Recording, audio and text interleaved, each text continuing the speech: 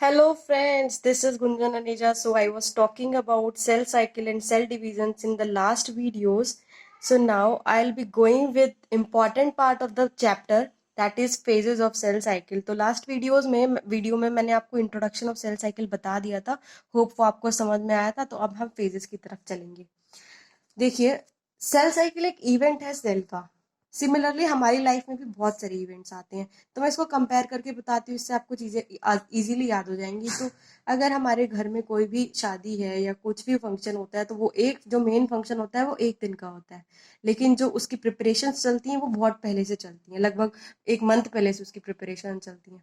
तो मतलब जो प्रिपरेशन वाला फेज होता है वो हमेशा बड़ा होता है. That is interphase and M phase. Cell cycle की भी दो फेजेस होते हैं. M phase is the main phase and interphase जो है उसका प्रिपरेटरी फेज है.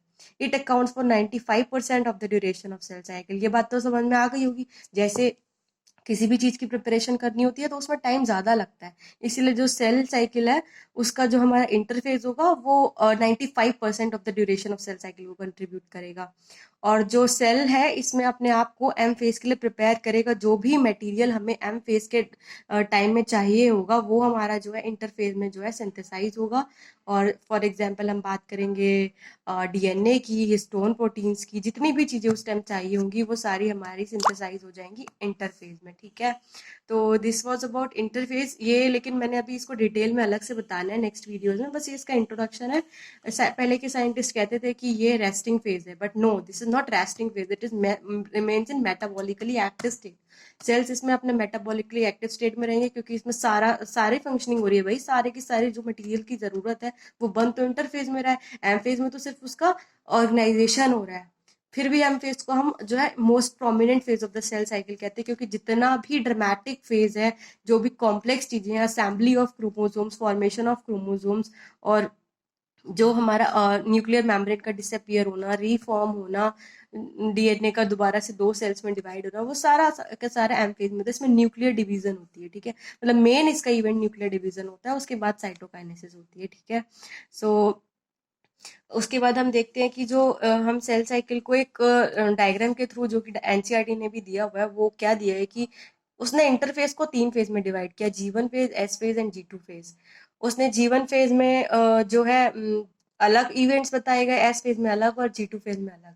और जो एम फेज है वो जो है यहाँ हमने देख रहे हैं कि एम फेज को भी चार फेजेस में डिवाइड किया गया है: prophase, M phase, metaphase, anaphase, telophase and cytokinesis जो होता है साइटोप्लाज्म का डिवीजन होता है. उसके बाद एक फेज आती है G naught phase. G naught phase को क्वेश्चन फेज कहा गया है क्योंकि क्वेश्चन मतलब कि सेल जो है रेस्टिंग स्टेट में चले गए. Either they go for temporarily resting state और परमानेंट. जो कार्डियक सेल्स हैं, न्यूरोनल सेल्स हैं, ये कभी डिवाइड नहीं करते. हम सब जानते हैं अगर एक बार डैमेज हो गई तो रिपेयर नहीं कर सकती. They don't have the tendency to repair, they don't have the tendency to divide. So दो cells are present in G naught phase. लेकिन जो सेल्स हमारी मेरिस्मेटिक टिश्यू में प्रेजेंट होती है, मेरिस्मेटिक जोन्स में प्रेजेंट होती हैं, दैट इज जो सेल्स हम कह सकते हैं क्वेश्चन जोन भी एक हम पढ़ते हैं ना रूट्स में. तो उसमें जो सेल्स प्रेजेंट है वो भी जी नॉट फेज में, लेकिन वो सिर्फ टेम्परेरीली रेस्टिंग स्टेट में है. ठीक है. So this was the overview of phases of cell cycle. In next video I will be telling you in detail interface. Okay, thank you friends.